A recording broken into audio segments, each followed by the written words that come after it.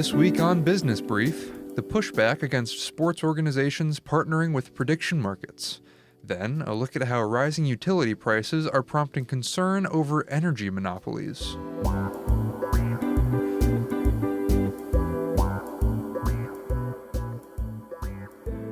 Welcome to Business Brief, Missouri Business Alert's podcast focused on the business, news, and issues shaping the state. My name is Noah Grabianski, and I am joined by my co-host, Crystal Sanchez. Crystal, how are you doing this week? I'm doing good. How are you? I am really busy, but with all of the news that's been happening this week, why don't we just get into some headlines?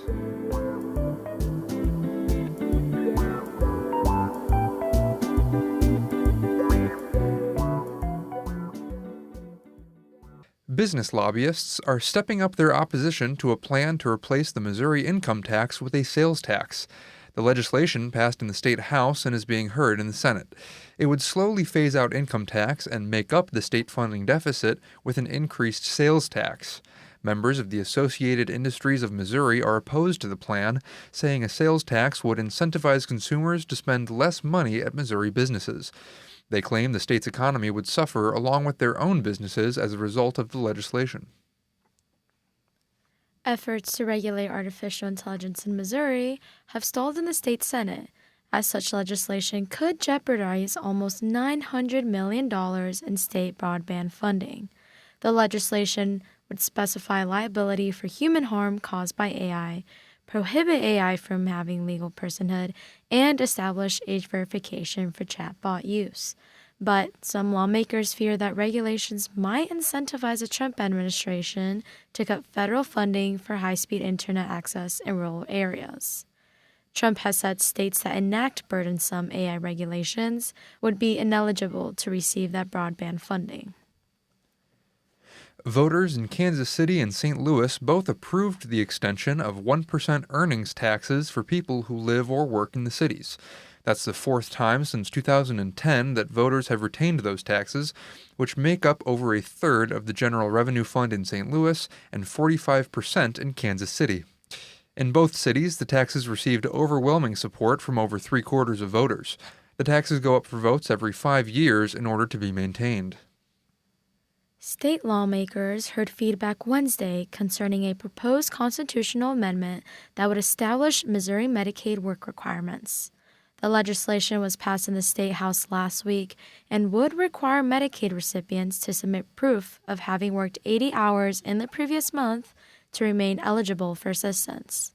The bill was introduced after President Donald Trump's tax cuts and spending bill was passed last summer, which gave states until 2027 to adopt new federal work requirements for Medicaid.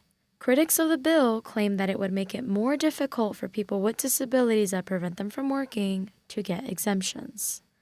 Others say it would put off those in need from asking for help. If the Senate passes a bill, it would go to voters for approval. Torch Electronics will be suspending operations of its gray market digital gambling machines across Missouri while awaiting the results of a joint state and federal investigation. The machines, which have been established in retail locations such as gas stations, convenience stores, and bars, will be shut down on Friday, according to a letter from the Wildwood-based company.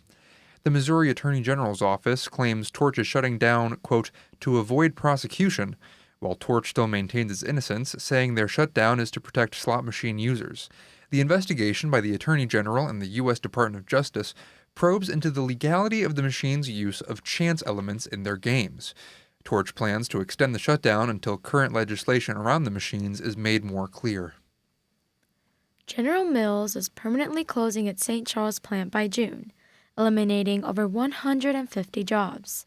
The company in September announced plans to close the plant by 2029, but a new notice said that the plant would close by June of this year. The notice claimed that laid-off workers would not have the right to transfer jobs, but a spokesperson for General Mills stated that the company is exploring future opportunities for workers at other locations. The layoff affects positions from sanitation employees to maintenance workers to human resource employees.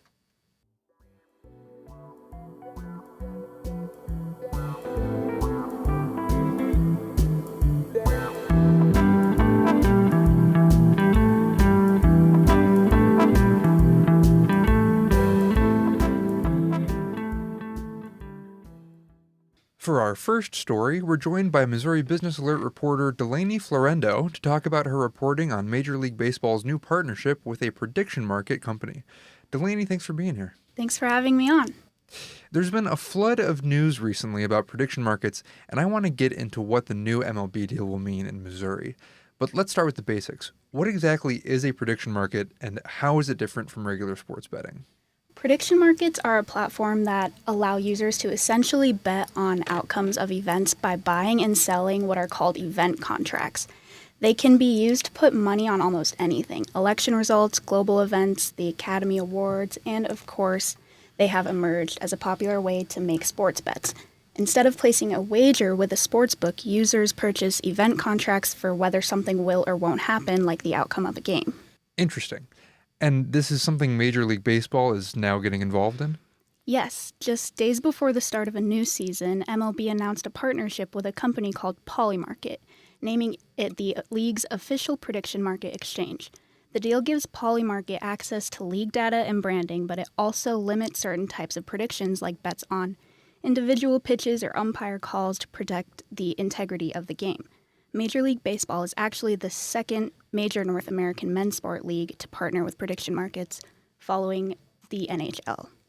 So, how could this impact Missouri teams like the St. Louis Cardinals or the Kansas City Royals? Yeah, prediction markets could change how fans interact with games in real time, making every pitch or play feel more financially significant.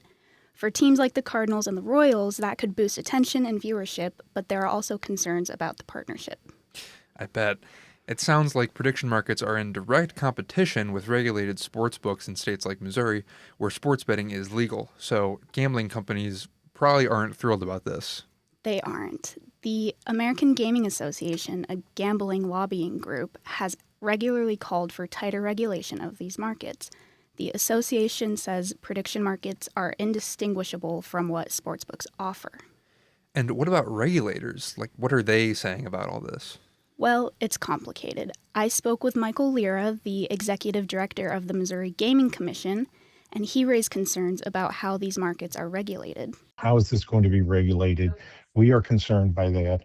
But as a whole, we just don't feel there's consumer protections available to make this a viable market.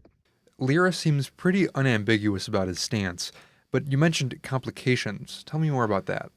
Yeah, prediction markets aren't actually regulated at the state level. They fall under the purview of the Federal Commodity Futures Trading Commissions, or the CFTC. Okay, so despite state regulators having concerns, they can't do much. So what about at the federal level? What's happening there? MLB actually signed a memorandum of understanding with the CFTC. The league says it wants to monitor activity and detect any integrity risks. But there's still a lot of uncertainty. Early this year, 23 Senate Democrats even urged the CFTC to block certain sports-related contracts. It sounds like there's a lot of concern, but are there people who see this as a good thing? Definitely. Some in the betting industry see prediction markets as an expansion rather than a replacement. Jack Andrews, the co-founder of sports betting information company Unabated, said these platforms create a different kind of wagering environment and actually give leagues more data to monitor unusual activity. Andrews predicts major growth for prediction markets this year. The prediction market space is going to keep on expanding. And so right now, everyone talks about Kalshi and Polymarket, and some people throw in crypto.com, but it's going to triple in size by the end of the year. Wow. So where does this all go from here? Right now, Missouri regulators are taking a wait-and-see approach. Lira says the Missouri Gaming Commission is studying how other places handle prediction markets before making any decisions. We'll just have to see how this plays out over the next year or so. But at this time, we're not taking action against the commodities futures trading in this world. So it sounds like this is just the beginning of a much bigger conversation around sports betting and regulation. Thanks for breaking it down for us. Of course. For more information on Delaney's story, visit MissouriBusinessAlert.com.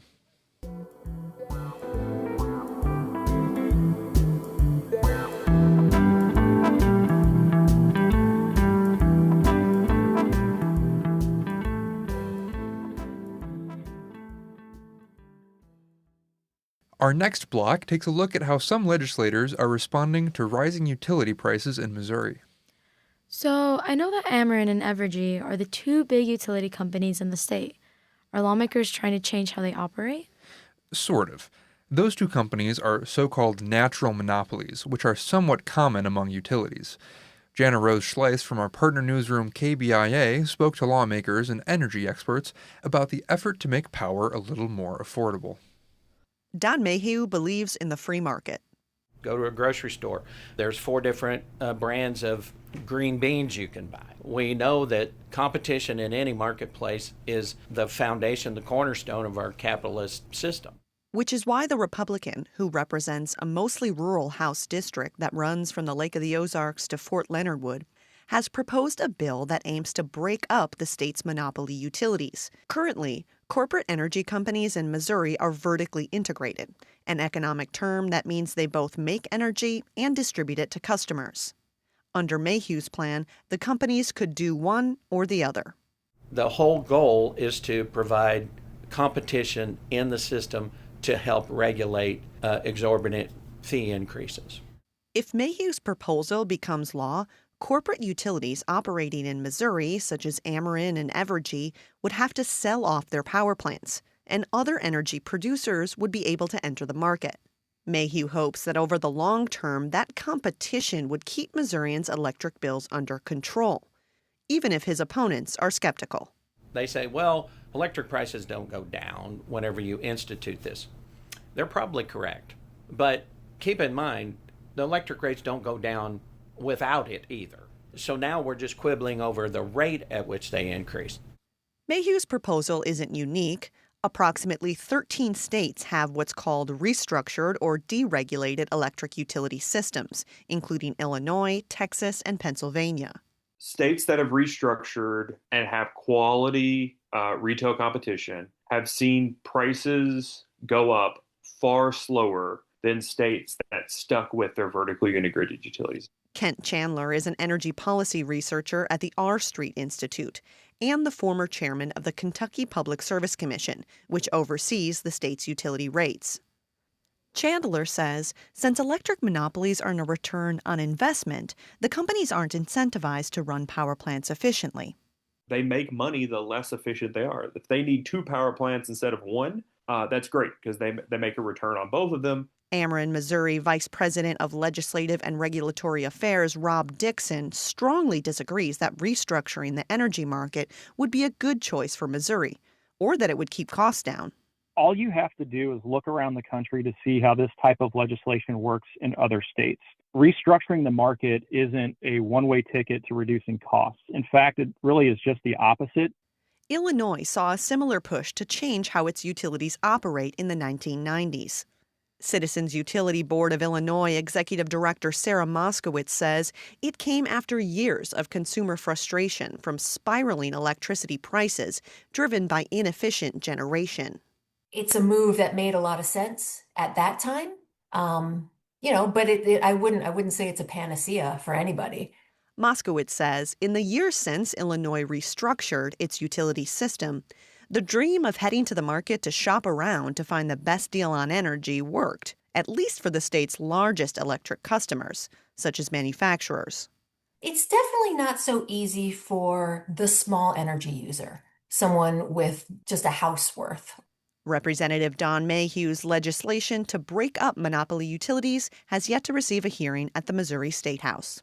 For KBIA News, I'm Jana Rose Schleiss.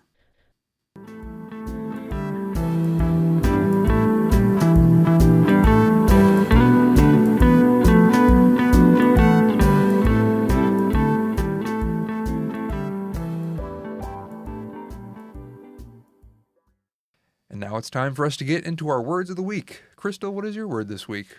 My word this week is visa bonds. That sounds like it might have something to do with immigration, so tell me more. Well, it does. In fact, it has to do with this summer's World Cup in Kansas City. The Trump administration has instituted a requirement that visitors to the U.S. from over 50 countries post visa bonds worth $15,000. The administration said the requirement will discourage visitors from overstaying their travel visas. So if the visitors leave the country on time, they get their money back, but if they don't, they forfeit that money? Exactly.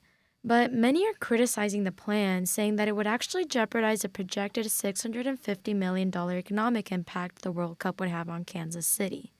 Algeria and Tunisia are among the countries subject to the visa bans, and it's their soccer teams that are scheduled to play games in Kansas City. With the visa bans in place, critics say that fewer fans from those countries may make the trip overseas. So do we know the potential economic impact of these visa bonds yet? Well, it's still a little too early to say for sure, but projections say that more than half of World Cup attendees would be from outside of the country, meaning that these visa bonds, along with other immigration policies, could play a role in the overall turnout of the event. But Noah, tell me, what's your word this week? My word this week is ousted. Is this something about a political office? It is. In this case, it involves the 4 incumbent members of the Festus City Council. Festus is a small city to the south of St. Louis that's been in the news this week after debates over a data center plan. Right, I did hear about that. In fact, hundreds of residents spoke out against the data center plan, correct? They did. The city council heard over 2 hours of residents opposing a $6 billion data center development plan last week, but the city council ultimately approved the unpopular proposal by a vote of 6-2. So I imagine that this week's elections must have shaken things up a bit, huh? Exactly. All 4 incumbent city council members lost their re-election bids this week in response to their votes to approve the plan. Residents are saying it's a message to their elected officials that they'll fight to keep their voices heard in local government. In fact, all 4 winners of those elections ran on pro-transparency and anti-data center platforms. Sounds like Festus residents were able to create some change. It does. And now it's time for our closing thought. For our closing thought, here's sports gambling expert Jack Andrews again, talking about one big reason for Major League Baseball to partner with prediction markets. The overarching reason should be that they want the data. They want to know, what's being wagered on, how it's being wagered, and when you put all that data together, things that are untoward pop out very fast. Well, that's all for this week. The M33 Project provided the music for this episode. For my co-host Crystal Sanchez and editors Brian Tremper, Kelly DeRook, and Michael Stacy, I'm Noah Grabianski, and this has been Business Brief. Thank you for listening.